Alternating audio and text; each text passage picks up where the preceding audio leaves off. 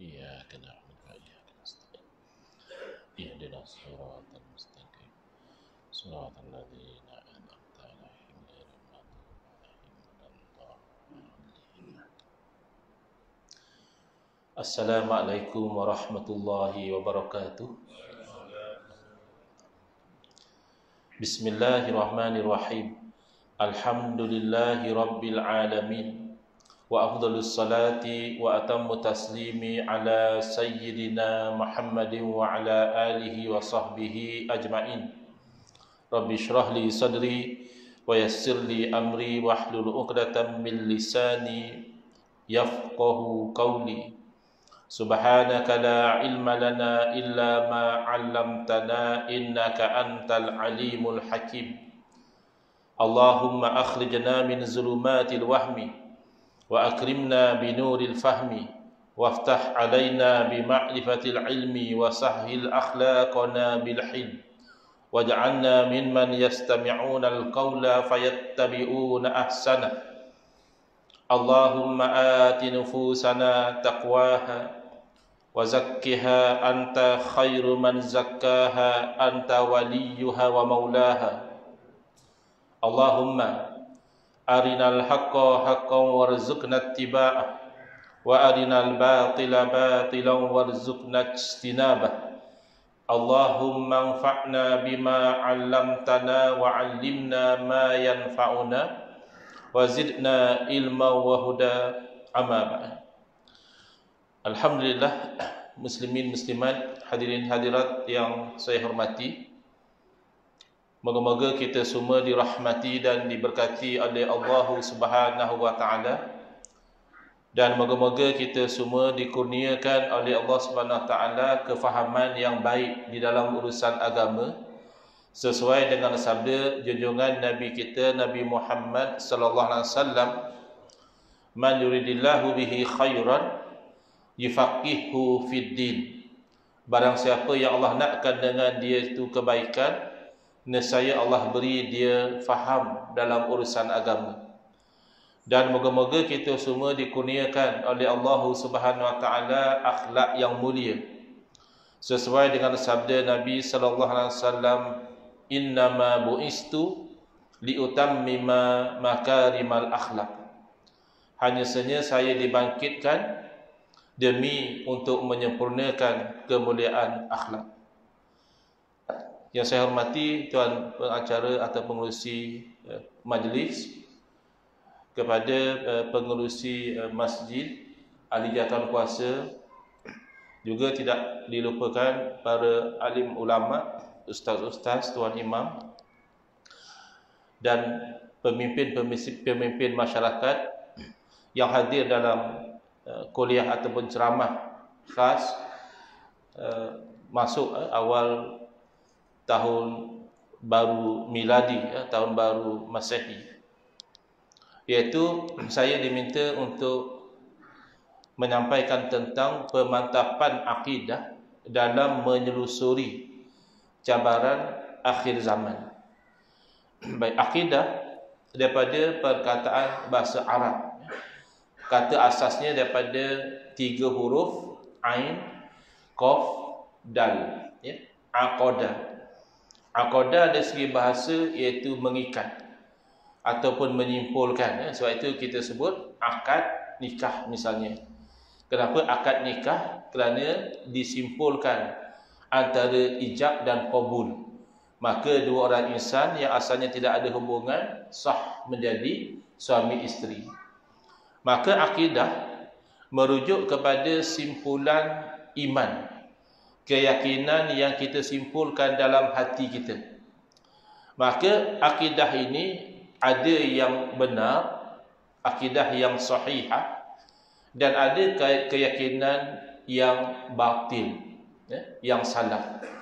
Jadi sama ada zaman akhir zaman ataupun dahulu, memang akidah umat Islam, akidah umat manusia sentiasa diancam dengan pelbagai penyelewengan, ya.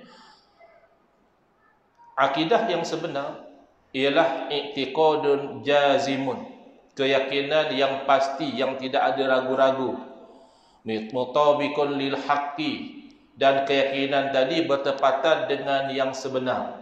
Ada orang yakin, orang yang sembah berhala tu ada juga dia yakin betul bahawa dia betul menyembah berhala, tetapi keyakinan dia itu tidak sama dengan yang sebenar. Kemudian an dalil, hendaklah akidah yang sebenar tadi didorong oleh dalil.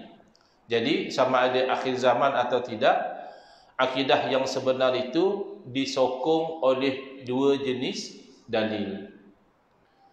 Yang sekarang ini mungkin sebahagian terlepas pandang untuk memperkemaskan kefahaman mereka tentang akidah. Akhirnya apabila digoncang dengan pelbagai ancaman yang menuntut kebebasan mutlak, yang ingin membuang agama, yang terlampau sempit pemikiran dan sebagainya, dia tidak mampu untuk berdepan. Dia jadi goyang. Baik, apakah dalil dalam akidah? Ada dua. Pertama, dalil akli, iaitu sesuatu yang ditunjukkan oleh akal. Dan yang kedua adalah dalil naqli, sesuatu yang ditunjukkan oleh naqal, iaitu wahyu daripada Allah Subhanahu wa taala. Jadi yang semata-mata ingin menggunakan akal akan menjadi sesat. Yang semata-mata kononnya berpegang dengan wahyu langsung tidak mahu guna akal juga akan salah faham. Jadi dua dalil ini penting. Diberi gambaran oleh para alim ulama, orang yang nak guna akal sahaja, tidak mahu berpandu dengan wahyu, tidak mahu berpandu dengan Quran dan Sunnah, ibarat orang yang matanya terang benderang, matanya tidak sakit, dia buka mata dia, tetapi dia berjalan dalam gelap, tak disuluh oleh cahaya hidayah daripada Allah Subhanahu Wa Taala. Dalam masa yang sama, orang yang mendakwa kononnya dia itu nak ikut Quran Sunnah sahaja, tapi dia tak mahu guna akal. Ini ibarat orang yang berjalan dalam terang, disuluh oleh cahaya Quran dan hadis, tapi dia pejam mata, tak nampak juga.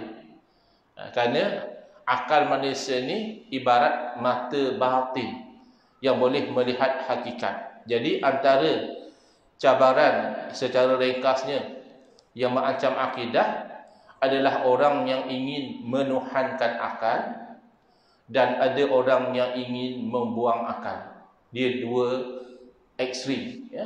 Baik, orang yang ingin menuhankan akal di zaman kita ini dikenali sebagai golongan liberal. Golongan liberal ini mereka mempromosikan idea mereka itu dengan beberapa umpan yang menarik. Pertama adalah kebebasan. Jadi dia kata kita manusia ni lahir bebas. We are born free, kata dia.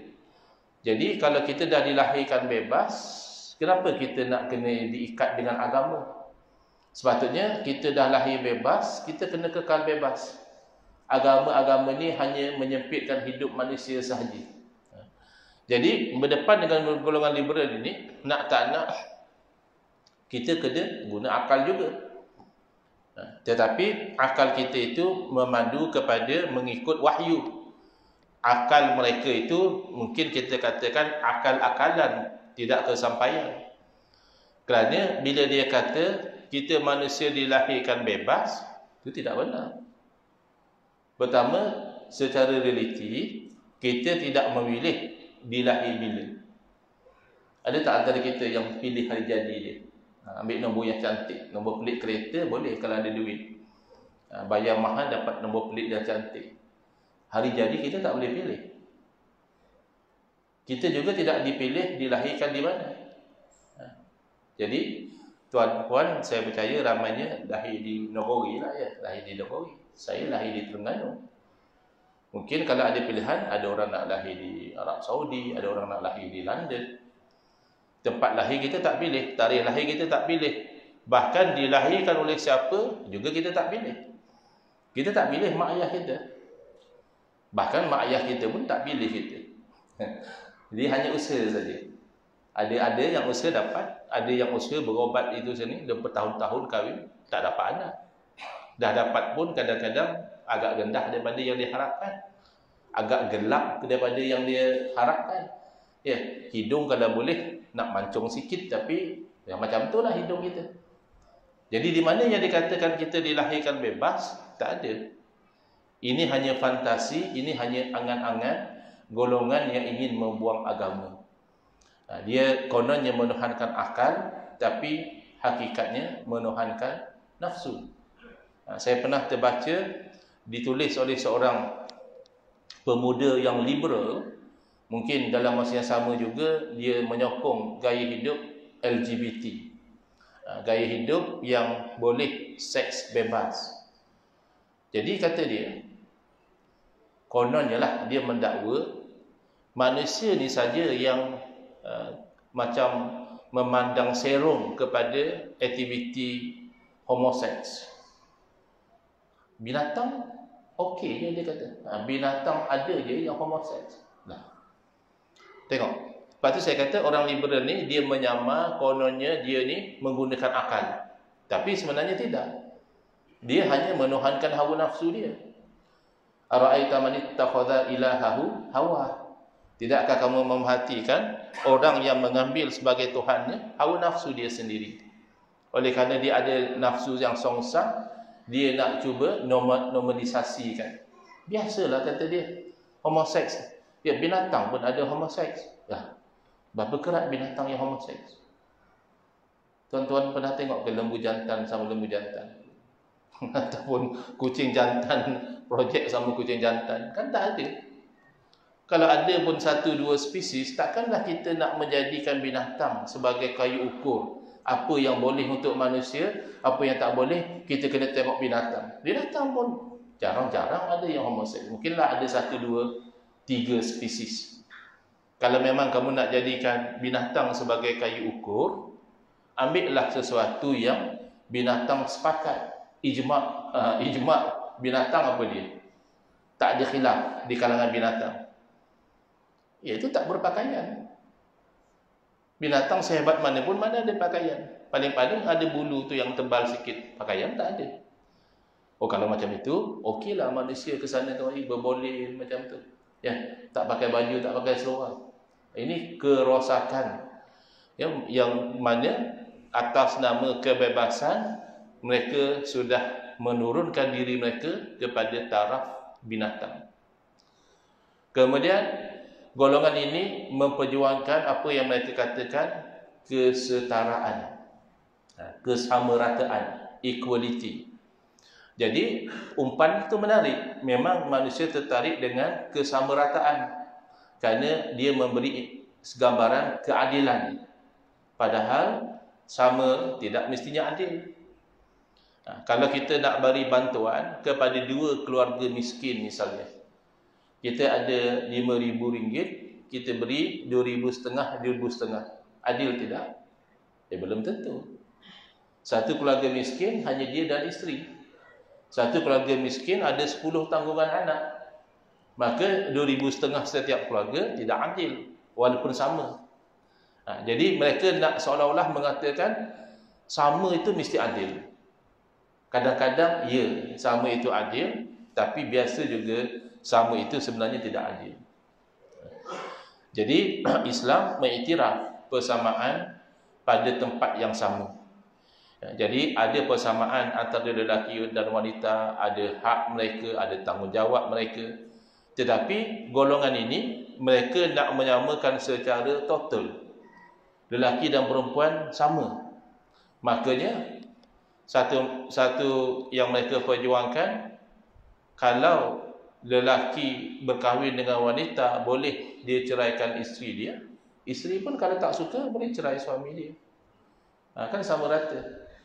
Kalau faraid, tak boleh anak lelaki dapat 2 kali ganda anak perempuan. Kena bagi sama rata. Jadi mereka tu nak memperjuangkan kesamarataan, padahal kesamarataan secara total antara lelaki dan wanita mustahil. Secara biologi, lelaki dan wanita tak sama. Kan ada orang lelaki dia kata, sebenarnya Dan tu perempuan kata dia, tapi hanyakan body saja lelaki. silap body. Jadi diri sebenarnya tu perempuan, tapi silap body. Oleh kerana silap body, dia modify. Pergi ke Thailand, pergi ke mana, dia potong. Kemudian dia buat lubang lagi.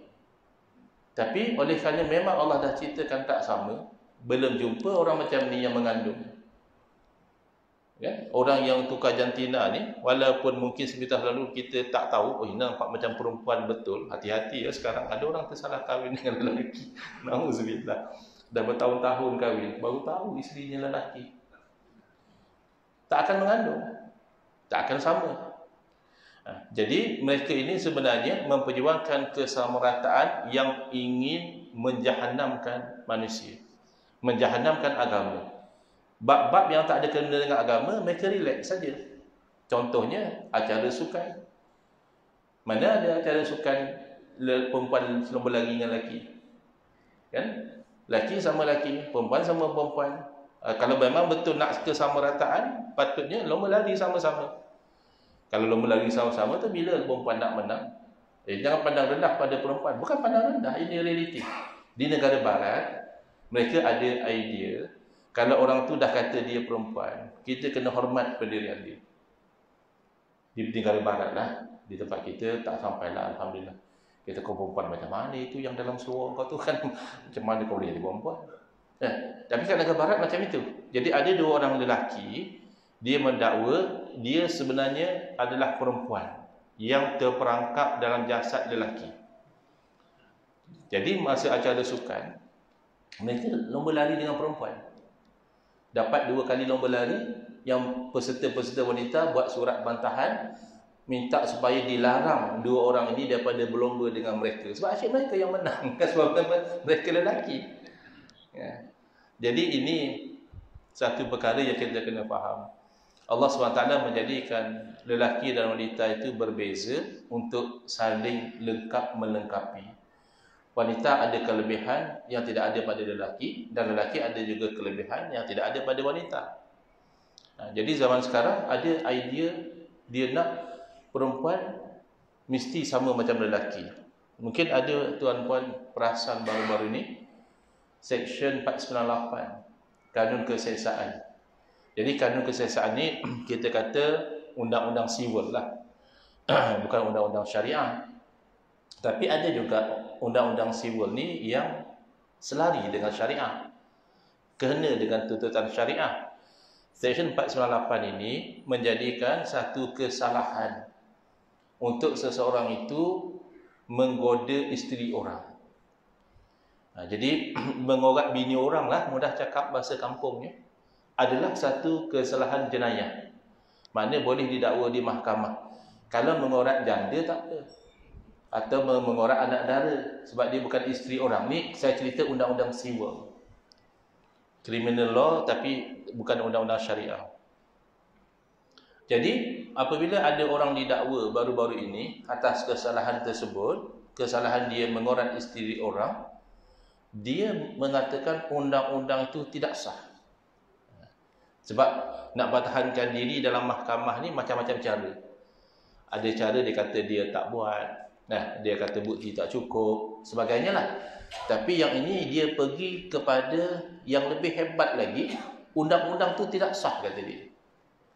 Dan dipersetujui oleh Mahkamah Persekutuan, mahkamah paling tinggi. Sebab isu-isu perlembagaan dia memang kena pergi ke Mahkamah Persekutuan.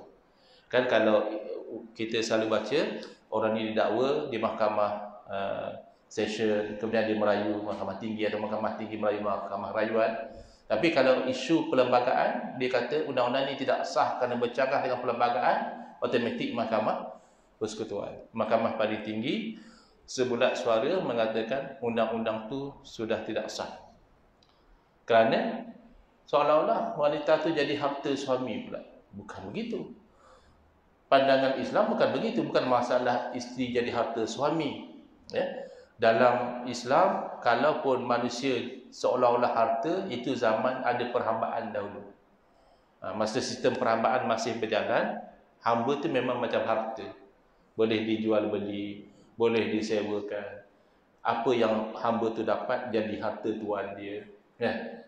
Tapi kalau isteri bukan harta, tapi isteri dan suami dia ada ikatan suci yang menyebabkan halal hubungan antara suami isteri, tetapi tidak boleh isteri itu berkahwin dengan orang lain. Jadi undang-undang tu walaupun undang-undang civil sebenarnya selari dengan syariat. Tapi sekarang dah tak ada masalah. Ya. Boleh saja nak mengurat isteri orang. Tapi itu kan bercanggah dengan maqasid syariat, bercanggah dengan tujuan agama, nak jaga agama. Ni agama rosaklah. Okey. Kalau mengurat suami orang boleh pula Ustaz. Kenapa pula mengurat bini orang tak boleh? Sebab mengurat suami orang walaupun tak disukai oleh isteri tadi masih boleh dibawa pada jalan yang halal, iaitu pernikahan yang kedua atau yang ketiga. Tapi kalau mengurat isteri orang, dia tak ada jalan yang halal sebab berkahwin dengan isteri orang tu haram. Jadi ini yang berlaku di zaman kita. Pemikiran yang ada adalah begitu. Untuk maknanya kesamarataan, kalau tidak ada undang-undang yang mengatakan salah mengurat suami orang, maka tak patut ada undang-undang yang mengatakan salah mengurat isteri orang. Ini yang kita hadapi pada zaman kita, kerana kesamarataan bukan pada tempat. Kesamarataan tu diraikan tapi pada tempat. Sama-sama manusia tak boleh dizalimi. Dia bangsa apa, dia kerja apa, tak boleh dizalimi. Dia ada hak harta, tak boleh dirampas. Itu betul. Sama. Tetapi kalau nak menyamaratakan wanita dan lelaki secara total, itu bercanggah dengan realiti dan bercanggah dengan syariat Islam. Islam meraihkan perbezaan yang ada antara lelaki dan wanita, maka Islam meletak lelaki pada posisi dan wanita pada posisi. Kemudian ada juga di seberang sana, di seberang sini nak bebas secara mutlak atas nama kebebasan berfikir dan sebagainya. Ada di sebelah sana pula yang langsung tak mahu guna akal. Saya jumpa satu komen di Facebook. Dia kata, Ustaz, saya dalam bab akidah, saya berpegang dengan Quran dan Sunnah. Bagus atau tidak? Baguslah. Tapi dia ada sambungan lagi. Sambungan ini menunjukkan orang yang bercakap itu telah dihinggapi oleh satu penyakit. Apa nama penyakit? Ringkasannya BBAK. Orang Labu biasa dengar ke penyakit BBAK? Tuan Pengerusi pernah dengar? Belum. Mungkin belum masuk penyakit itu ke sini. Tapi kalau di KL sudah tersebar. BBAK ringkasan kepada biar bodoh asal confident. Bodoh tak apa, tapi dia confident. Dia confident, dia cakap, saya dalam akidah pegang Quran dan Sunnah, saya tidak guna akal. Hujung tu yang tak betul. Kamu pegang Quran dan Sunnah sudah bagus. Tapi bila kamu kata pegang Quran dan Sunnah tak guna akal, kamu telah memfitnah Quran dan Sunnah. Seolah-olah Quran dan Sunnah melarang umat daripada menggunakan akal. Tidak betul. Kita bukan agama yang ikut-ikutan nenek moyang, sembah berhala, sembah batu, tak payah fikirlah. Nenek moyang dah buat, kita ikut. Bukan. Kita adalah, memang kita ikut nenek moyang, tapi nenek moyang yang ada dalil, yang ada keterangan, yang ada pegangan. Maka Allah berfirman, afala ta'qilun, kenapakah kamu tidak guna akal? Wa fi anfusikum afala tubsirun, dalam diri kamu, kenapakah kamu tidak perhatikan? Jadi dalil akal ni dia luas. Kalau dalil Quran hadis, ia akan mengikat orang Islam. Ya, orang Islam bila dia dengar ada ayat Quran, ya. Ada hadis, ya. Tapi kalau kita berhujah dengan orang bukan Islam, kita tak boleh kata saya percaya Allah Maha berkuasa kerana ayat Quran menyebutkan innallaha ala kulli syai'in qadir. Dia belum beriman lagi. Nak tak nak kita guna-guna dalil akal. Sebab itu Allah suruh kita lihat pada diri kita. Kalaupun kita tidak mahu melihat kepada alam yang besar, memadailah kita berfikir kepada alam yang kecil, iaitu diri kita. Kita akan yakin dengan kewujudan Allah Ta'ala. Ya. Fa fi anfusikum afala tubsirun. Pertama, tidakkah setiap orang daripada kita yang berakal sihat, dia tahu bahawa dia wujud selepas dia tak wujud? Makna kata, kalau saya undur 100 tahun yang lalu, saya nak tanyalah, 100 tahun yang lalu, ada tak antara tuan-puan yang sudah hidup? Masya Allah, muda-muda lagi orang sini kan. Belum ada yang 100 lebih. Berarti 100 tahun yang lalu kita tak wujud. Sekarang baru kita wujud. Kalau kita guna sedikit akal yang Allah kurniakan kepada kita, tidakkah setiap yang wujud selepas tak wujud mesti diwujudkan? Kerana wujud dengan sendiri mustahil. Dan mewujudkan diri sendiri pun mustahil. Maka setiap yang wujud selepas tidak wujud mesti diwujudkan. Siapa yang mewujudkan? Itulah Allah. Kemudian, perhati dalam diri kita, misalnya kita perhati kepada organ jantung. Kan? Masing-masing bawa jantung, tak ada tinggal kat rumah. Dan jantung ni dia kerja selalu. Masa tuan-puan dengar ceramah, jantung jalan. Katanya lepas ceramah ada jamuan, wallahualam lah. Kalau ada, alhamdulillah. Kalau tak ada pun tak ada masalah. Masa kita makan nanti, jantung jalan. Dah balik rumah, ya, dah penat, dah ngantuk, kita tidur. Jantung jalan. Jantung berhenti, kita jalan. Berarti tak? Jadi jantung jalan, jantung berhenti, sebenarnya bukan kawalan kita. Tidak ada antara kita yang boleh bagi jantung kita rehat 5 minit nanti sambung balik. Tak boleh, dia terus. Dan bila jantung itu berhenti, tak ada doktor pakar, ubat, mesin yang boleh pastikan dia terus berdegup. Sebab itu di IJN, di Institut Jantung Negara, ada je orang mati sakit jantung. Padahal kat situ ada doktor pakar, ada perubatan moden, ada mesin-mesin yang canggih, tapi masih orang tu mati.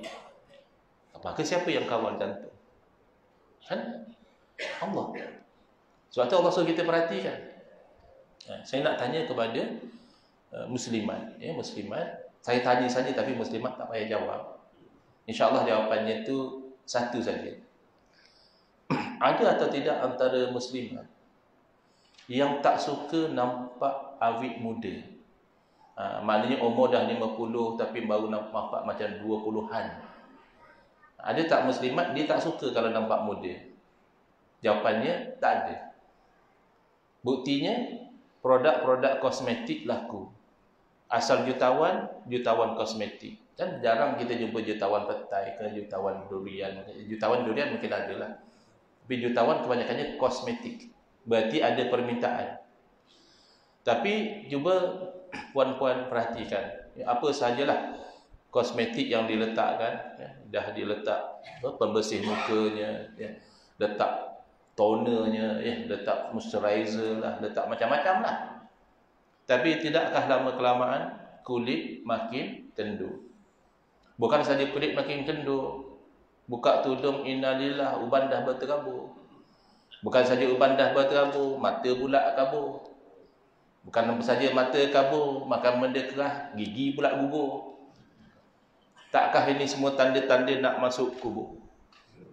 Tak nak masuk sebenarnya. Tak ada antara kita yang nak masuk kubur. Tapi itulah perjalanan yang kita jalani sebagai manusia. Maka kalau kita perhatikan, kita akan yakin kita punya Allah yang maha berkuasa, yang maha mengetahui, yang maha berkehendak, yang maha sempurna, yang menentukan hala tuju perjalanan kita. Jadi sangat malang kalau ada orang mendakwa ikut Quran dan Sunnah tapi tak nak guna akal. Kerana apa? Kerana menggunakan akal ini bahkan cara Allah sendiri. Allah Subhanahu Wa Taala di dalam rangka membuktikan tauhid, makna Allah tu Maha Esa, dan menolak syirik, mengatakan ada Tuhan selain daripada Allah tu tak betul. Allah menggunakan dalil akal. Allah berfirman, Lau kana fihima alihatun illallahu lafasadata. Kalaulah ada pada kedua-duanya, kalaulah ada pada langit dan bumi Tuhan-Tuhan yang banyak selain daripada Allah, nescaya binasa langit dan bumi. Itu dari akal. Sebab kalau ada Tuhan yang banyak, soalan, Tuhan sebenarnya satu atau banyak? Jawapan, Tuhan hanya satu. Kenapa Allah berfirman kalau Tuhan banyak? Berarti Allah suruh kita fikir dengan akal. Tuhan takkanlah banyak. Ya, kalau Tuhan banyak, kan masing-masing Tuhan nak buat cara dia. Tuhan nak buat bumi bulat, Tuhan ni nak buat bumi empat segi, Tuhan ni nak buat bumi bujur. Akhirnya binasa langit bumi. Ya. Kalau kita tak faham lagi, kita tengok sistem pilihan raya di negara kita. Saya dua ni ada kata langkah Dubai pula, makin jauh ya. Dulu langkah Sheraton, langkah Dubai. Kenapa susah-susah nak langkah-langkah? Siapa yang minat jadi kerajaan, kita lantik. Masya-Allah Ustaz. Bukan satu kumpulan yang minat nak jadi kerajaan. Banyak kumpulan nak jadi kerajaan. Tak apalah, kita lantik, asal jangan gaduh. Tak payah pilihan raya, kan kita jimat belanja. Pilihan raya bukan kecil-kecil belanja. Dulu juta, sekarang sudah bilion. Kalau nak buat pilihan raya. Jadi kita buat cara yang jimat, tak ada gaduh. Tanya saja, siapa minat jadi kerajaan? Bila dia menyaut, kata minat, kita lantik. Akhirnya kita dapat 3 kerajaan. Contoh. Pasal ada 3 kumpulan, masing-masing berminat nak jadi kerajaan. Tak apa, kita lantik. Soalan seterusnya, siapa Perdana Menteri? Tak apa, masing-masing kerajaan lantik Perdana Menteri masing-masing. Habis Menteri Kabinet tu macam mana Ustaz?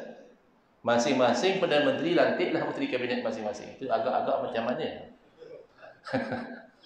Ingat dulu masa kita ada satu Menteri Kesihatan, kan kita pun pening nak cocok 2 kali ke 3 kali, kan? Kalau ada 3 Menteri Kesihatan, kita pun tak tahulah cocok macam mana. Yang ini keluar arahan macam ini, ya. Yang ini nak GST kalau ke kewangan, kan? Kewangan ni nak GST, ini nak SST, ini nak apa pun tak tahu sampai mati. Ya. Jadi tak mungkin. Apa poinnya? Poinnya, kalau negara sekecil Malaysia, kita tidak boleh bayangkan ditadbir oleh lebih satu kerajaan. Bolehkah alam semesta, langit, bumi, daratan dan lautan, manusia dan haiwan punya lebih pada satu Tuhan? Mustahil. Mustahil itulah hukum akal. Jadi, dalam kita berdepan dengan cabaran semasa, jangan kita terlepas belajar 3 jenis hukum. Ada yang namanya hukum syarak. Hukum syarak ni adalah perintah Allah yang Allah perintahkan berkaitan dengan perbuatan orang mukallaf. Sama ada disuruh buat, disuruh tinggal atau diberi pilihan. Kalau disuruh buat, mungkin wajib, mungkin sunat. Kalau disuruh tinggal, mungkin haram, mungkin makruh. Kalau diberi pilihan, maknanya harus. Itu hukum syarak. Orang mukallaf saja, orang tidak mukallaf tidak ada hukum. Kadang-kadang orang rajin tanya, Ustaz, apa hukum Ustaz? Ada satu di kampung kami, dia ni gila. Dia sana kemari berbogel, tak pakai baju. Apa hukum? Loh, mana ada hukum? Dia tak mukallaf. Yang kamu syok tengok dia berbogel, itu ada hukum. Sebab kamu tu mukallaf. Dia orang gila, tak ada hukum. Bukan kata tak, kita kena tak elaklah mudarat. Simpanlah di tempat yang selamat. Ya, tapi dia sendiri tak ada hukum. Itu hukum syarak. Sumbernya daripada Allah. Yang kedua namanya hukum akal. Akal ini boleh menetapkan atau menafikan. Sebab hukum tu maknanya menetap atau menafikan. Kalau akal kata mesti ada, tak mungkin tak ada. Itu namanya wajib. Bukan wajib buat dapat pahala, tak buat berdosa, bukan. Ini wajib akal. Akal kalau kata tak ada, akal kata tak mungkin, mesti ada. Ya. Contoh, katakan tuan-puan ada jiran, ya, di mana, di Melaka, katakan ada jiran di Melaka, ada kawan duduk di Melaka, lalu dah lama tak jumpa, dah lama tak ziarah dia. Masa pernah ziarah dulu, dia ada satu rumah cantik, kawasannya lapang, ya. Jadi ada peluang tahun ni ziarah, rumahnya masih cantik, tapi di belakang rumah dia ada reban ayam. Kecil ya. Jadi sembang-sembang tanya, siapa yang buat reban ayam? Jawab dia, tak ada buat, jadi sendiri. Orang negeri kata apa? Tak ada buat tak ada orang buat, jadi sendiri. Agak-agak boleh terima tak? Kita kata sama ada dia ni bergurau ke tak pun dah nyanyuk. Ya, dah lama tak jumpa kawan aku ni, nyanyuk dah dia. Sebab tak mungkin jadi sendiri. Nah, itu kita logiknya. Kalau reban ayam yang kecil tak mungkin jadi sendiri, takkan alam semesta boleh jadi sendiri. Canggih mana reban ayam banding dengan alam? Banding dengan sistem diri kita. Sistem pernafasannya, sistem antibody-nya. Oh, rupanya kita ada tentera dalam body kita. Canggih. Tak mungkin jadi sendiri. Maka, kalau dia katakan jadi sendiri, kita kata tak mungkin. Itu namanya mustahil. Kita kata mesti ada orang yang buat. Itu namanya wajib. Siapa yang buat? Takkan dia buat. Takkan kawan dia. Takkan tukang. Itu namanya harus. Kok ada tukang yang buat pun harus. Kok jiran sebelah buat pun harus. Kok dia sendiri buat pun harus. Tapi jadi sendiri mustahil. Mesti ada orang buat. Ini 3 hukum akal. Kadang orang dah tak boleh beza. Antara hukum akal dengan hukum syarak dah tak boleh beza. Ada benda yang harus pada akal, tapi dari segi syarak tidak boleh. Contoh, dari segi akal, malaikat boleh ada, boleh tak ada. Ini orang liberal. Liberal dia kata mana ada bukti. Orang etis. Dia tak percaya benda gaib. Ya. Mana ada malaikat kata dia. Jadi hanya cerita dongeng. Ya. Malaikat-malaikat ni macam Santa Claus. Ya. Cerita dongeng. Ya. Dia tidak belajar bahawa dari segi akal, kewujudan satu makhluk namanya malaikat harus. Bukan mustahil. Bukan wajib. Tapi dari segi syarak, wajib kita kata malaikat tu wujud. Kerana ada dalil daripada Rasul. Rasul yang beritahu. Mana tahu Rasul cakap betul? Itulah kena lihat kepada dalilnya. Quran hadis kaji. Mungkinkah Quran hadis ini berbohong? Jadi sebab itu ada orang yang non-Muslim, bila dikaji Al-Quran, walaupun mungkin niatnya asalnya nak hentam Islam, akhirnya beriman dia. Kerana dia nampak ini tak mungkin bohong. Ini tak mungkin dusta kalau setepat ini maklumat dia. Kemudian ada namanya hukum adat. Hukum adat inilah yang saya perhatikan di zaman kita ni, orang dah tak berapa tahu apa dia hukum adat. Macam mana? Bila dia datang membangkang kita di Facebook, kata dia, Ustaz, hukum adat dia tidak boleh bercanggah dengan hukum syarak. Bila dia cakap begitu, berarti dia tidak faham hukum adat. Dia bayangkan hukum adat ni adat Melayu, adat Cina, adat India, ya, adat Pepatih, adat Temenggung. Betul lah. Kalau orang Melayu ada adat, boleh tak kita beramal dengan adat tu? Boleh. Tapi jangan sampai melanggar syarak. Orang Cina pun ada orang Islam juga. Tapi dia ada adat dia. Boleh tak orang Cina nak amal adat dia? Boleh. Tapi pastikan tak bercanggah dengan syarak. Bukan itu yang kita maksudkan hukum adat. Hukum adat ini adalah penetapan atau penafian berdasarkan pemerhatian apa yang berlaku setelah dicuba. Berkali-kali itu natijah dia. Apa dia? Yang selalu kita cuba hari-hari makan. Rasa lapar, hari ni cuba makan roti canai, kenyang.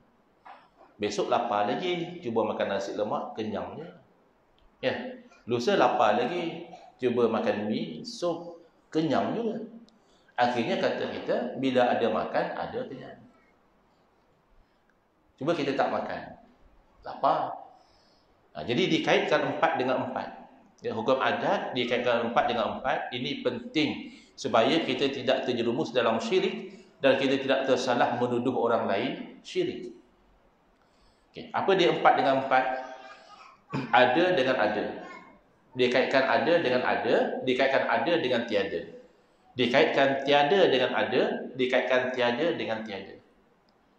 Kalau setakat itu saya sebut, mungkin sebahagian balik malam ni duk fikir lagi apa dia.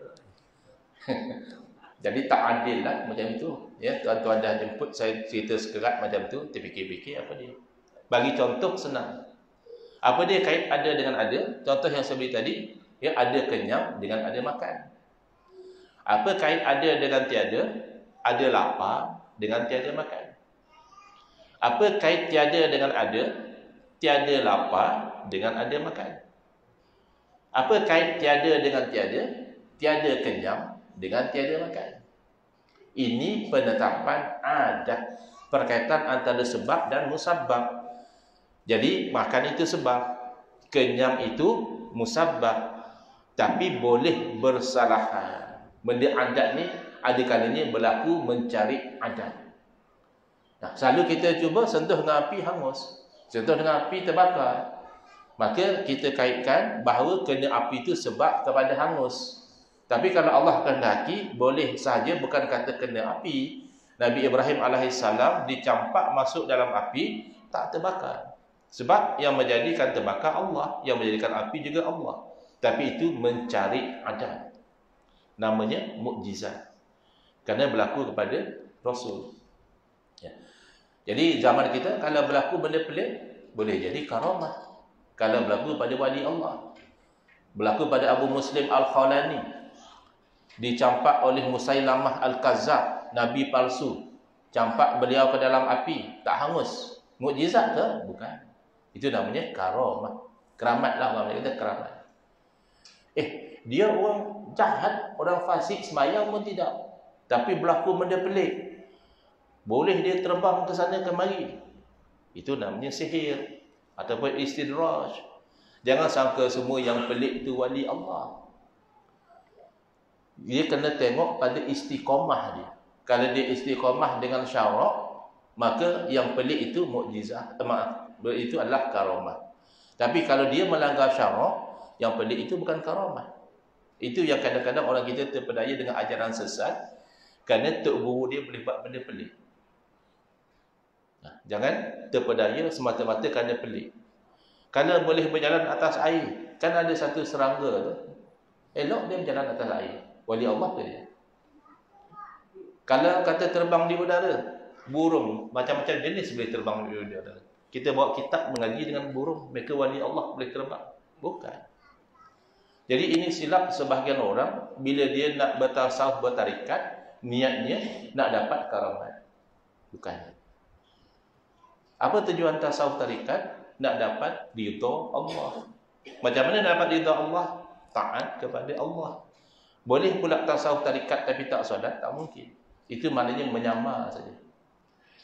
Nak dapat benda pelik terbang di udara, tak payah masuk tasawuf tarikat. Boleh aman macam saya. Saya selalu terbang, beli tiket Asia ke, Firefly ke, Mars ke. Ini baru balik daripada Yaman. 3 jenis flight, Yaman, 2 jenis, Yaman dengan Emirates. Boleh terbang. Susah-susah bertarikat nak terbang mana tu.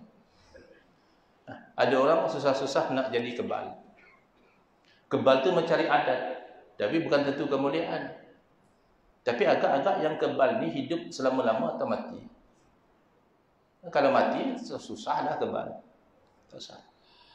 Jadi mencari adat ini Allah kurniakan kepada para nabi sebagai mukjizat, kepada para wali sebagai karamah, kadang-kadang kepada orang soleh sebagai maunah pertolongan, tapi ada juga dikurniakan kepada orang jahat, orang fasik, orang kafir, itu sebagai istidraj, melajakkan mereka dalam kesesatan dan juga kekufuran. Jadi hukum adat ini untuk membantu manusia mudah berurusan dalam dunia dan membantu syariat. Bukan adat langgar syariat, bukan. Tengok. Dari segi hakikat, pisau yang tajam tidak melukakan. Yang jadikan pisau itu tajam Allah, yang jadikan luka juga Allah. Sekira-kira Allah kehendaki, pisau yang tajam tidak melukakan. Tapi itu mencari adat, luar biasa. Boleh tak satu orang ambil pisau tajam, ditikamnya perut kawan dia, masuk dalam mahkamah, kata dia yang ahli hakim, tak, saya tidak bersalah kerana pisau yang tajam tidak melukakan. Saya mengaji di masjid, kata dia.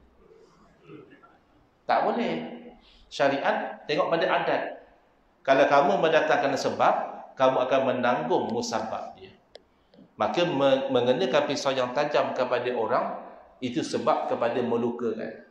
Kamu dah datangkan sebab dia, kamu akan dihukum dengan musabab dia. Syariat begitu. Mana boleh Ustaz? Macam mana boleh? Nabi ajar dua-dua. Satu lagi cabaran akidah zaman kita ni, zaman dulu pun begitu, dia nak pisah-pisahkan syariat dengan hakikat. Ada orang kata dia tak mau dia yang kulit-kulit ni. Saya pernah berceramah di Pulau Pinang. Jadi masa tu saya jamak takdim. Masa orang solat, saya rehatlah sebab saya dah solat. Datang satu orang tanya, Ustaz, lagu mana kita nak jawab? Mereka kata kulit tak penting, yang penting isi. Saya kata nak jawab lagu mana saya pun tak reti. Tapi suruh dia mai ke surau dulu, tapi tinggal kulit kat rumah. Kalau dia boleh mai isi saja, kulit tak bawa, baru kita boleh sembang. Kulit ada peranan dia. Kalau tak ada kulit, kita akan kena jangkitan. Buah durian tu, kulit dia tu ada peranan dia. Ya. Kenapa buah durian macam itu? Ya, sebab dia tinggi. Kalau buah terbikai tinggi macam itu, ya pecah. Nasib baiklah buah terbikai di atas tanah macam itu. So, kulit ada peranan, isi yang kita nak. Jadi kalau kamu tu nak buang kulit, isi tak mau, tak jadi. Tu ada orang nak buang syariat, nak hakikat saja. Nabi SAW ajar dua-dua. Nabi ajar syariat. Nabi ajar sebagai panduan. Kalau sesebuah negeri ditimpa wabak ta'un, Nabi SAW bagi panduan, yang duduk di luar negeri jangan masuk. Kerana masuk di tempat yang ada wabak menjadi sebab jangkitan. Elok kita sihat, kita pergi masuk tempat orang yang ada penyakit, kita sakit. Tapi yang duduk dalam negeri jangan keluar. Rupanya konsep kuarantin ni Nabi SAW dah ajar. Kamu dah ada di tempat penyakit, jangan keluar, nanti berjangkit dengan orang lain. Duduk dalam negeri. Itu dari segi sebab. Tapi dari segi hakikat, Nabi SAW menekankan, Nabi bagi tahu la adwa. Tidak ada jangkitan. Ini nak cerita kepentingan akal juga. dalam kejadian tersebut, bila Nabi SAW ajar hakikat la adwa, ada satu orang Arab Badawi. Badawi ni makna Arab kampung. Arab kampung ni biasanya dia kerja jaga kambing, unta, ya. Tidak terpelajar lah. Jadi orang kampung nak faham hakikat tu lambat. Bila Nabi SAW bagi tahu la adwa, tidak ada jangkitan, Arab Badawi ni tak faham. Tapi bagus Arab Badawi ni. Bila dia tak faham, dia tanya. Lain kalau netizen zaman kita. Bila dia tak faham, kata dia ustaz sesat. Orang Nabi kata sosek. Sosek ustaz ni, kata dia. Padahal dia yang tak faham. Tapi Arab Badawi ni bagus. Dia tak faham, dia terus tanya kepada Nabi SAW. Dia tanya, wahai Rasulullah, macam mana tak ada jangkitan? Saya tengok unta kalau dia sihat, ya lompat sana lompat sini. Tiba-tiba masuk satu ekor unta yang berpenyakit. Tak lama habis penyakit. Jadi Nabi SAW dapat faham bahawa orang Arab Badawi ini masih terikat dengan asbab. Sebab dan musabab. Yang Nabi nak ajar pada masa itu hakikat. Lalu Nabi SAW bertanya satu soalan yang membuka fikiran orang Arab Badawi. Nabi bertanya, faman a'dal awal. Kalau memang penyakit perlu pada jangkitan, maka unta yang mula-mula sakit berjangkit daripada siapa? Kan mesti ada unta yang mula-mula sakit. Takkan unta ni berjangkit dengan unta ni berjangkit unta ni tak habis-habis. Mustahil. Mesti ada unta yang mula-mula sakit.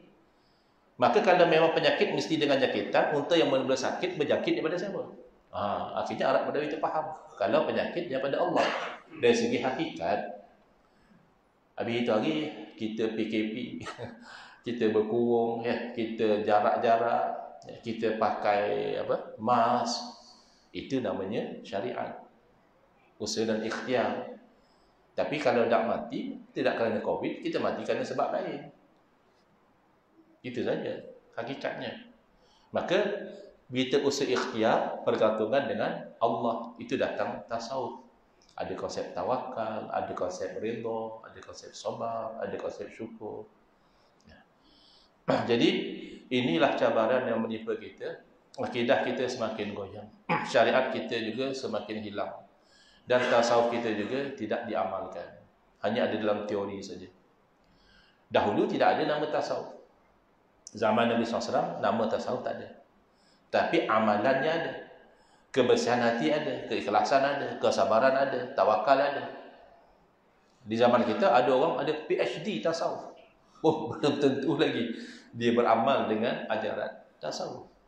Ya. Baik. Jadi saya nak simpulkan, mungkin ada sesi soalan kan? Tutup terus. Ya. Ya, terserah pada yang nak bertanya lah. Kalau ada yang bertanya, makanya ada soalan.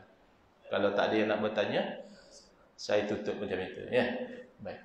Jadi sebagai kesimpulan, sebab saya difahamkan kuliah saya ini sampai jam 9, ada lebih kurang 10 minit lagi.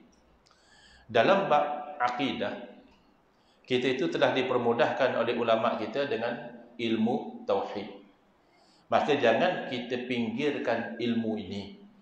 Kena ada di masjid pengajian tetap, ustaz mengajar sifat 20. Tambah di zaman kita ni, sifat 20 tu diperlekehkan. Ya, ada yang pertama dia pelekeh macam mana? Dia kata takkan 20 sifat je. Nama Allah pun 99 kata dia. Nah, itu kamu tak mengaji. Bukan kita kata 20 sifat saja. Allah bersifat dengan segala sifat kesempurnaan yang tidak terhingga, yang kita pun tak tahu. Tapi yang wajib kamu tahu, paling tidak, kamu tahulah Allah tu wujud, dan Allah wujud tidak ada permulaan, tidak ada perakhiran, tidak sama seperti makhluk, tak berhajat pada makhluk, Maha Esa, dan seterusnya. 20 lah paling kurang kamu kena tahu. Bukan sifat Allah tu hanya 20. Mana ada sifat 20 zaman Nabi kata dia. Itu yang kedua.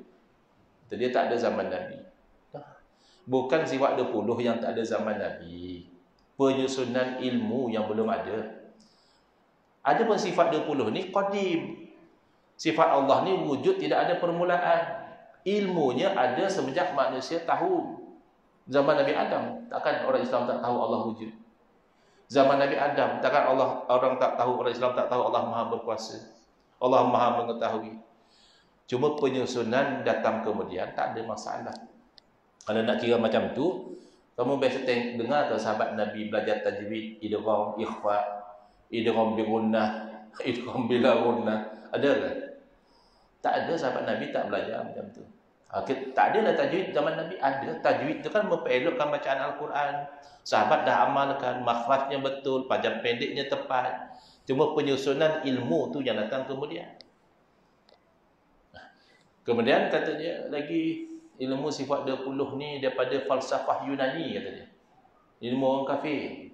Jangan kita belajar. Jadi ini dipanggil SBB. Hati-hati. Apa dia SBB? Tadi BBAK. Biar bodoh asal confident. SBB sembang bikin bimbang. Dia sembang bikin bimbang. Fakta tidak ada. Ahli falsafah Yunani yang nama apa? Mengajar sifat 20. Dalam kitab mana ahli falsafah Yunani mengajar sifat 20? Kan tak ada.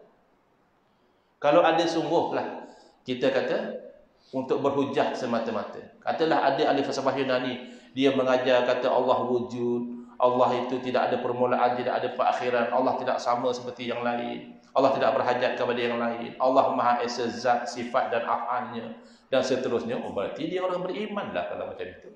Apa masalah dia? Yang tolak yang jadi kafir, yang kata Allah tak wujud jadi kafir, yang kata Allah baru wujud jadi kafir, yang kata Allah akan binasa jadi kafir, yang kata Allah sama seperti makhluk itu jadi kafir. Jadi hati-hati, cabaran akhir zaman ni orang Islam sendiri nak menjauhkan orang Islam daripada ilmu akidah. Baik. Seterusnya dari segi syariat, hendaklah kita itu belajar mendalami, memahami sekurang-kurangnya setakat yang kita nak beramal mengikut salah satu daripada 4 mazhab. Kenapa? Zaman sekarang sudah ada cabaran, dia kata buat apa nak ikut mazhab? Quran sunnah sudah ada. Nabi tak ada suruh ikut mazhab, Nabi suruh ikut Quran sunnah. Itu cabaran sebenarnya. Kalau kita faham, pertama dia kata Nabi SAW tak suruh ikut mazhab, ya. Dia tidak faham makna mazhab. Mazhab daripada perkataan bahasa Arab zahaba yazhabu, maknanya pergi. Mazhab tempat pergi. Zahaba yazhabu juga boleh bermakna berpandangan. Mazhab maknanya pandangan. Maka yang dikatakan mazhab ini adalah hasil daripada ikut Quran dan Sunnah. Bila-bila mana ulama mengikut Quran dan Sunnah akan berlaku salah satu dari dua. Ada kalanya berlaku ijma', kesepakatan, dan kerap kali juga berlaku khilaf, perbezaan pandangan. Bila berbeza pandangan, masing-masing berfatwa, fatwa yang berbeza inilah namanya mazhab. Itu macam mana kamu kata ikut Quran Sunnah tak mau ikut mazhab, padahal mazhab itu produk Quran dan Sunnah? Saya bagi contoh. Dalam Al-Quran Allah berfirman, wal mutallaqatu yatarabbasna bi anfusihinna salasata quru. Orang perempuan yang diceraikan oleh suami hendaklah dia beriddah selama 3 quru. Ya. Jadi sepakat ijma' para ulama, iddah perempuan itu 3 kali quru. Tidak ada yang kata 2, tidak ada yang kata 4. Semua kata 3. Kerana salasah makna 3. Masalahnya quru makna apa? Quru dalam bahasa Arab ada 2 makna. Satu makna haid, satu lagi maknanya suci daripada haid. Habis dalam Quran maksud haid atau maksud suci? Terpaksalah ulama kaji lebih. Tengok ayat Quran lain, tengok hadis yang berkaitan, tengok kaedah bahasa Arab. Akhirnya ulama mazhab Hanafi kata quru maknanya haid. Keluar fatwa 3 kali haid sudah habis iddah. Ulama mazhab Syafi'i kata quru makna suci. 3 kali suci baru habis iddah. Bayangkan. Sama-sama rujuk Al-Quran. Sama-sama rujuk ayat yang sama. Sama-sama nak cuba faham perkataan yang sama, iaitu quru. Masih berlaku 2 mazhab. Macam mana kamu kata ikut Quran tak ikut mazhab? Mazhab tu produk daripada Quran Sunnah. Habis kenapa 4 mazhab saja? Saya nak ikut mazhab sahabat Nabi tak boleh ke? Kan sahabat Nabi lebih hebat lagi. Jawabnya sebenarnya bukan 4 mazhab saja. Sahabat Nabi ada mazhab masing-masing, ada fatwa masing-masing. Kadang-kadang sahabat sama sahabat pun khilaf. Sejak Nabi masih hidup, kadang-kadang sahabat sama sahabat khilaf. Sebelum daripada imam mazhab yang 4, ada ulama fuqaha usab'ah dan sebagainya. Ini semua mazhab yang muktabar. Habis tadi ustaz kata belajar satu pada 4 mazhab, ya ustaz ni ta'assub ya? Bukan. Bukan masalah ta'assub. Masalahnya lain daripada 4 mazhab tak sampai kepada kita, pupus. Murid-murid tidak berjaya menyampaikan daripada satu generasi yang berjaya buat macam itu 4 mazhab ini. Daripada Imam Abu Hanifah sampai sekarang disampaikan. Daripada Imam Malik sampai sekarang disampaikan. Daripada Imam Syafi'i sampai sekarang disampaikan. Daripada Imam Ahmad bin Hanbal sampai sekarang disampaikan secara sempurna. Makanya kita itu ikut salah satu. Tapi ustaz saya nak amal 4-4, tak salahnya. Oh Masya Allah. Ini pun SBB juga, sembang bikin bimbang.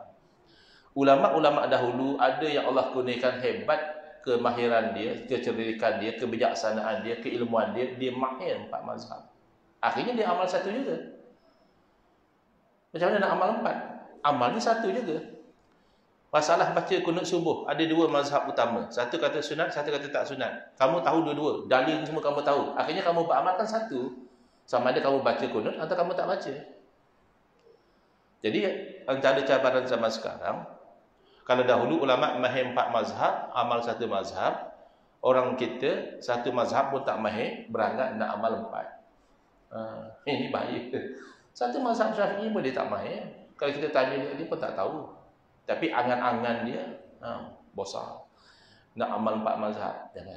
Mahirkan satu mazhab, dan kalau ada keperluan untuk taklid mazhab lain, itu insya-Allah akan diajar pada kita. Macam kita pergi haji, kita mau haji aja ni, kalau ada keperluan ni, kita boleh taklid mazhab ni, tak ada masalah. Lagi 3 minit. Yang terakhir iaitu kita beramal dengan ilmu tasawuf. Ini semua ambilan daripada hadis Nabi SAW. Ilmu akidahnya, Nabi SAW ditanya oleh malaikat Jibril, akhbirni anil iman, beritahu tentang iman. Ilmu syariatnya, malaikat Jibril bertanya, akhbirni anil Islam, beritahu saya tentang Islam. Dan ilmu tasawuf ambilannya daripada akhbirni anil ihsan, beritahu kepada saya tentang ihsan. Apa dia? Nabi SAW menjawab, anta'budallaha ka'annaka tarahu. Ihsan itu bahawa kamu menyembah Allah seumpama kamu melihat Allah. Fa illam takun tarahu fa innahu yaraka. Kalau sesungguhnya kamu tidak melihat Allah, tapi sesungguhnya Allah melihat kamu. Ini perlu pada tasawuf. Bukan teori saja. Practicalnya perlu pada taubat, perlu pada zikir, perlu pada selawat, perlu pada munajat. Akhirnya barulah orang itu beribadah, paling tidak dia rasa Allah lihat dia. Kalau kita belum lagi kan. Kita solat pun kan kita tak rasa Allah lihat kita. Sebab tu bila kita takbir sampai lagi salam, macam-macam kita ingat. Kadang-kadang kita lupa sebelum solat terus ingat, oh di situ aku letak kunci. Padahal sebelum solat cari tak jumpa. Mujur ada imam tahu dia nak bagi salam bila. Kan? Kalau tak ada imam, bila aku nak salam, lupa rakaat berapa. Jadi inilah 3 benteng yang insya-Allah mampu kita itu berdepan dengan cabaran akhir zaman. Dan semakin akhir zaman semakin teruk. La ya'ti yaumun illa allazi ba'dahu aswa'u minhu. Tidak datanglah satu hari melainkan hari yang berikutnya lebih teruk daripada hari itu. Jadi kita perkemaskan diri kita dari segi akidahnya, syariatnya dan juga zikir ya, kerana makanan orang Islam ketika turunnya Dajjal tak ada makanan kecuali zikrullah. Jadi kalau kita tak biasa berzikir sekarang, masa tu baru nak makan zikir, kita tak lalu kita. Akhirnya ikut Dajjal lah senang. Dapat makan mewah, na'udzubillah min zalik. Jadi setakat ini sudah 1 minit lagi. Hadza wabillahi taufiq wal hidayah. Wassalamualaikum warahmatullahi wabarakatuh.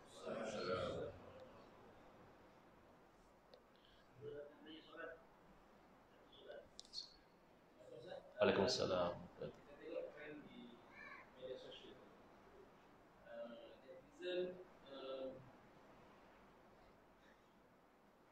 Netizen di media sosial itu ya, mereka tak kira siapa kan, ulama pun mereka sebut macam, sehingga kan ulama yang hak pun mereka menafikan dengan meletakkan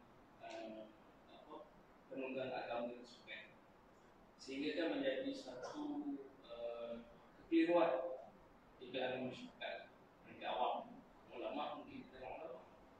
Jadi boleh tak Ustaz terangkan sikit bagaimana peringkat awal untuk mengenali ulama yang hak, ulama yang palsu?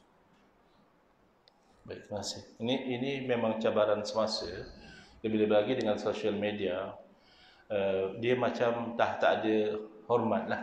Jangan kata ulama ya, agung pun kena, sultan pun kena dalam media sosial. Macam-macam orang kata. Jadi ada ulama dihina, diperli, dikata sebagai penunggang agama. Bahkan yang mengkritik itu kadang bahasa Arab pun tak tahu. Yang hamba Allah ni, ulama ni belajar bertahun-tahun, berguru, ya, khatam kitab dan satu kitab, akhirnya dihentam oleh netizen macam itu saja. Jadi nak tak nak kita kena lihat pada ulama daripada mana dia ambil ilmu dia. Kalau yang tidak bersanad itu bahaya. Sebab Nabi SAW beritahu, yahmilu hadzal ilma uduluhu. Orang yang adil akan bawa ilmu ni pada satu generasi. Dan sentiasa mereka itu berada atas kebenaran. Jadi kalau memang berguru dengan Google, berguru dengan baca kitab sendiri, itu tanda-tanda awal, red flag untuk kita jauhi. Jadi ulama sebenarnya dia ada guru dia. Dia ambil ilmu daripada siapa? Guru dia ambil daripada siapa? Bersambung sanad sampai kepada Nabi sallallahu alaihi wasallam. Yang kedua, dia itu berada atas manhaj ahli sunnah wal jamaah. Kalau dia bawa yang lain, kan amaran daripada Nabi sallallahu alaihi wasallam, kulluhum finnar. Semua yang berpecah di kalangan umat ni akan masuk neraka illa wahidah, kecuali satu. Yang satu ma'ana alahi wa ashabi. Yang ikut seumpama saya dan sahabat saya, namanya ahli sunnah. Dan dalam hadis yang lain, bila ditanya yang selamat, Nabi jawab al-jamaah. Itu datang istilah ahli sunnah wal jamaah. Catatan awal-awal yang menggunakan istilah tersebut adalah Sayyidina Abdullah bin Abbas radhiyallahu anhuma ketika menafsirkan ayat yauma wasdat wujuh, ya, hari yang menjadi hitam muka-muka, dan yauma ibyaddat wujuh, dan muka-muka menjadi putih berseri. Jadi kata beliau, yang jadi putih berseri itu adalah wajah ahli sunnah wal jamaah. Kemudian ulama yang baik adalah ulama yang bukan saja bercakap dengan lisan, tapi juga akhlak dia mengamalkan. Ini berpandukan kepada akhlak Nabi SAW. Kan bila ditanya kepada Sayyidina Aisyah tentang akhlak Nabi SAW, Sayyidina Aisyah merumuskan khuluquhul Quran.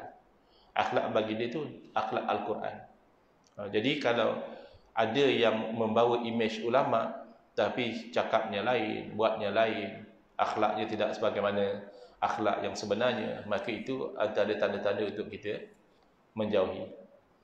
Adapun diuji dengan perkara sekarang ni, ulama dihentam, yang orang-orang jahil pula ya, ada channel YouTube, ada follower puluhan ribu, itu membenarkan apa yang telah diberitahu oleh Rasulullah SAW bahawa satu masa ulama ini menjadi kurang.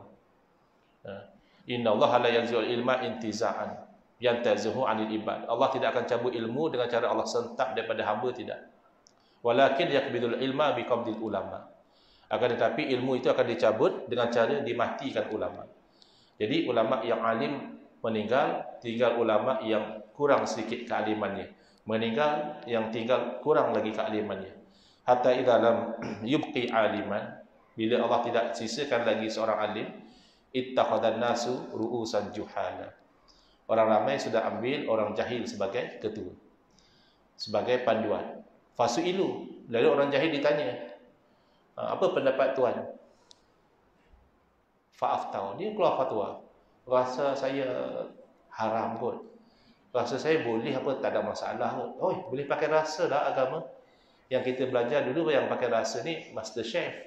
Rasa masin ke masam ke, sedap ke tak sedap. Sekarang ni agama pakai rasa. Bila dia berfatwa, fadallu wa'adallu, dia yang berfatwa jadi sesat, ya, orang yang ambil fatwa dia juga jadi sesat. Jadi hati-hati, inna hadzal ilma din. Ilmu ni bukan main cedok, oh seronoklah dia ni, pandai cakap, kita ambil, jangan. Sebab ilmu ni adalah agama. Fanzuru mimman ta'khuzu dinakum. Maka perhati betul-betul daripada siapa kamu ambil agama kamu. Wallahu a'lam.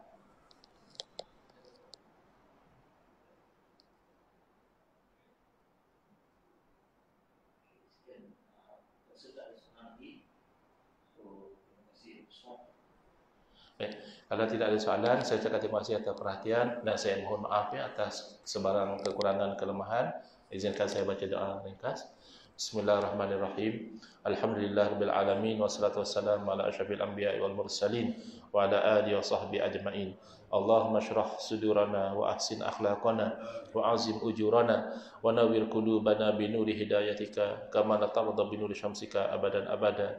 Allahumma kulna min dhulil ma'siyati ila izzi ta'ati ya arhamar rahimin. Wa sallallahu ala sayyidina Muhammadin wa ala alihi wa sahbihi wasallam. Walhamdulillahirabbil alamin. Amin ya rabbal alamin.